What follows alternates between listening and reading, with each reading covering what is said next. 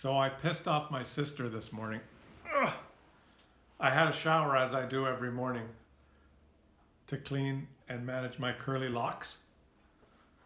And so my sister has this, I'm staying at my sister's house, right? I come and visit my dad every day, but I'm staying at my sister's house. She has a shower where the shower is attached to one of those things, you know, where you can take it off, the shower pick thing and use, and then it's on a pole. My sister's short, so she has it like 5 feet 7 inches high, but I'm taller. So when I have a shower, if I leave it like that, the shower head hits me in the nose. So I raise it up because it's on a bar, it's adjustable. So I put it up higher so that the water will land on my head. And then when I finish my shower, and having the shower is an ordeal as well, because like when I'm in, my sister's one of these people that is very meticulous and very involved in everything that's going around all the time. Her brain is just working overtime all the time. Like my sister, when I get up and I'm gonna have a shower, and I'll get up and I'll tiptoe towards the bathroom and I'll slowly open the door and then I'll close the door. I'm doing it as quietly as I can because I know she's still like in the other room sleeping with her partner. And then I'll close the door of the bathroom and it'll go click. And as soon as that little sound that goes click, I'll hear, "Are you having a shower?" And I say, "Yeah, I'm having a shower." "Don't forget to turn on the fan." "Okay, I won't forget to turn on the fan." "And open the window." "Okay, I'm going to open the window." "And use your towel. I put your towel up there. Don't use my towel." "Okay, don't worry. I've got it all under control." Then I'm just right. "And do you have to shower every day? All you do is shower. I hear you in the shower all the time." So, she knows what's going on around her. She's very involved. And I'll get in the shower and I raise the shower height so that the water hits me on my head. And I, have a shower as fast as I can because I know she doesn't like the water running for a long time.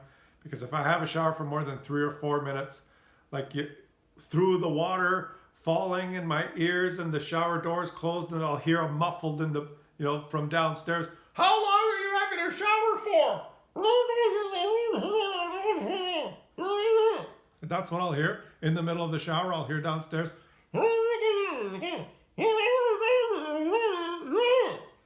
And I know she's yelling at me to get out of the shower. So I carefully try and think of all the things I'm supposed to do. I get out of the shower, turn off the water.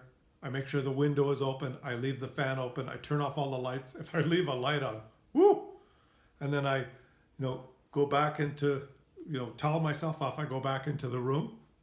And as I'm getting dressed, I don't know how she does it, but she'll scoot up there to go and check things, right? Because it's like, he's had a shower. Let me see what happened. And I'll be in the room getting dressed.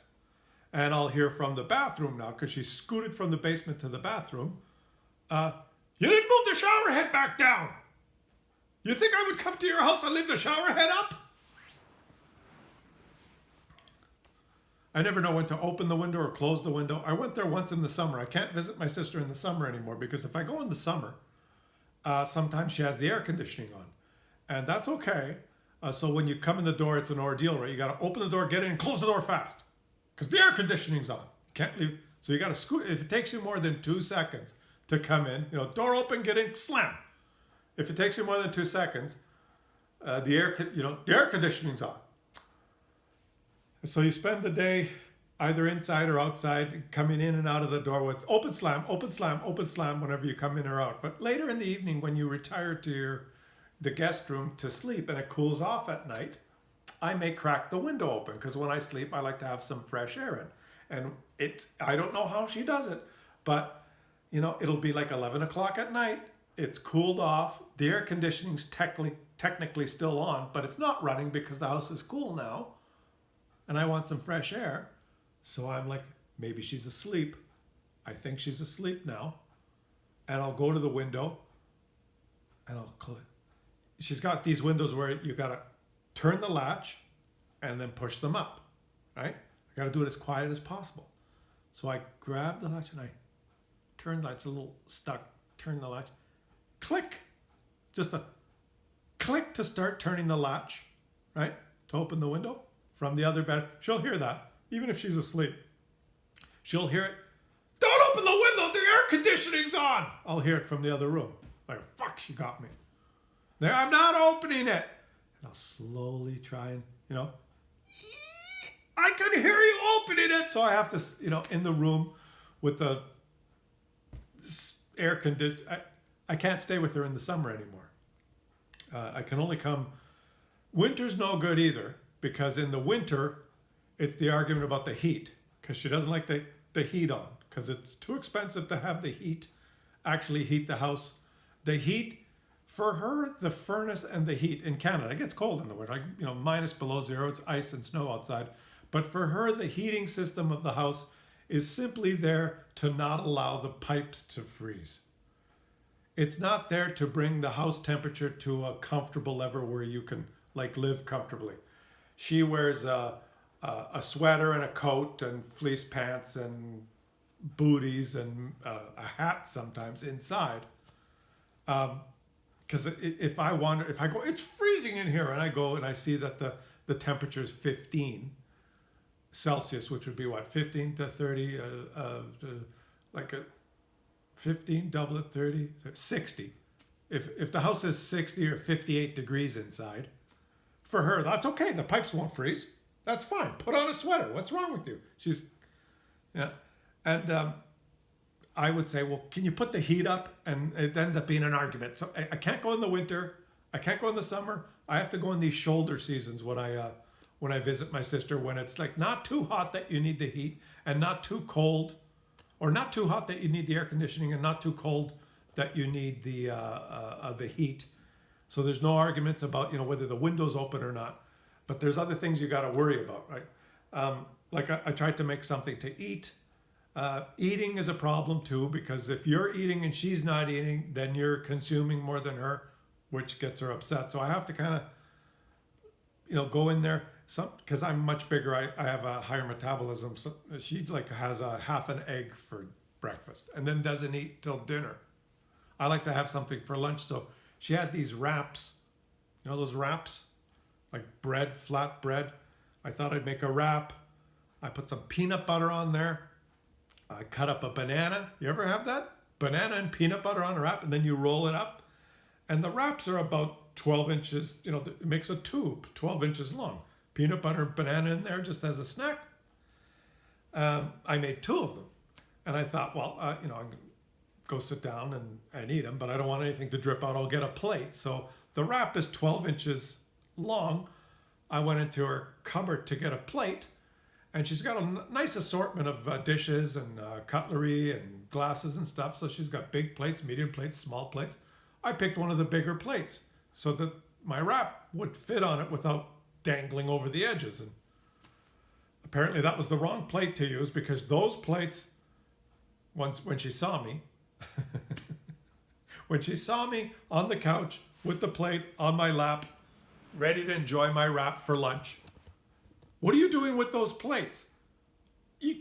I don't use those plates. Can't you use the small plates? Those plates are for when people come over, when we're going to have guests. I'm saving those plates for when people come over. You should use the small plates. And I explained that the tube, the wrap, is long, and if I take one of the little plates, like the size of a bottom of a teacup holder, then my wrap is going to dangle on each side. Well, you said you put it there and you hold it above it, and you just try and center it. You don't use the big plate. So using the big plate was a problem. I used the wrong plates. If I turn the water on in the sink a little bit too hard, then I'll get yelled at because I'm using too much water. She's got these Venetian blinds, and it's very dark in the house. She's got them set a certain angle in a certain way. They're all at this specific 49-degree angle, all of them. So they look nice, right? But if I'm sitting in the living room and I want to read a book or something and I want a little bit more light in the day, I might adjust them so that they're more light comes in. She'll immediately see that and come back and readjust them and say, don't touch the blinds. I've got them set the way I like.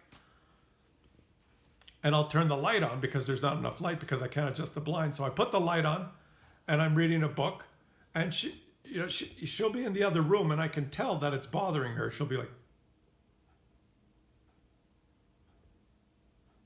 She'll be looking out of the corner of her eye, and I'm reading them, and then I can't read anymore because I know she's looking, right? And then she'll say something like, "Do you need to have the light on?" And I'll say, "Well, I'm trying to read, and I can't adjust the blind, so I just want some." Oh, fine, turn all the lights on. Yeah, just come in my house and turn all the lights on. Yeah, sure. I want to have a huge electric bill. Why don't we turn all the lights on so you can read? And then she'll let me read for a bit. I'll be reading and I'll get really involved in I'm reading something good in a chapter. I'll be concentrating. Like 2 minutes later, she can't stand it anymore, and she'll walk by right in front of me, and she'll startle me like this, and she'll reach over and she'll get to the line, click, she'll turn it off and then leave. Because it's too much for her. It's just too much, right? So she is, how shall we say? She is affected by the things happening around her in a much more intense way than I am. So, yeah, she's mad at me today because I didn't lower the shower head after I took the shower. I wonder if there's anything else I forgot. I did have breakfast on her dining room table, which is covered by a little bit of a plastic foamy pad to absorb impacts, and then covered by a tablecloth. So there's the foam pad and then a tablecloth, but you still can't use the table unless you get a plastic placemat. So there's triple layer protection. There's the foam pad, the tablecloth, and a placemat. And then you can sit there and eat. But heaven forbid anything should fall off your plate onto the placemats, because the placemats are very decorative. So you just have to be careful about everything. I'm trying the best I can. Okay? I'm trying the best I can, but it's very difficult because she is sensitive. I guess she's under elevated stress because of the situation with the parents. So tonight I might stay at my dad's house to give her a break, just give her a break, because I might do something like I might cut a piece of cantaloupe a little bit too wide, or I'll use the wrong kind of knife for something, some knife that she's saving for when people come over, and you shouldn't cut the cantaloupe with that knife, you should use this knife. And I might open the window at night, which would maybe there'll be too much air. It's very difficult, eh? It's very difficult. Humans have a tough time dealing with each other. It's just it's good but difficult. Let's just leave it at that. It's good but difficult. My sister, the opposite of my dad, right? My dad. Are you, Dad? I'm feeling a little hot. Can we open the window? Sure. He's opening the window. Oh yes, fresh air. Is the heating on, or is the air conditioning on? I don't know. Who cares, right? Hey, for him, it's fine. For my sister, it's a little bit more complicated. It's a little bit more complicated staying with my sister than it is staying at my parents' house. The only problem is if I stay at my parents' house, they have this very uncomfortable bed. It's the same bed that I had when I was like 5. They've kept it all this time. The same mattress. It's disgusting. It can't, it sags. It's worn out. Maybe I should just buy them a mattress. I should just buy a mattress for the extra room. It's the same mattress I had when I was 5 and throughout my life when I lived at home. It's the mattress. The mattress I used the first time. Do you guys remember your first time? Oh. Memories. Oh well. I'll catch you guys tomorrow.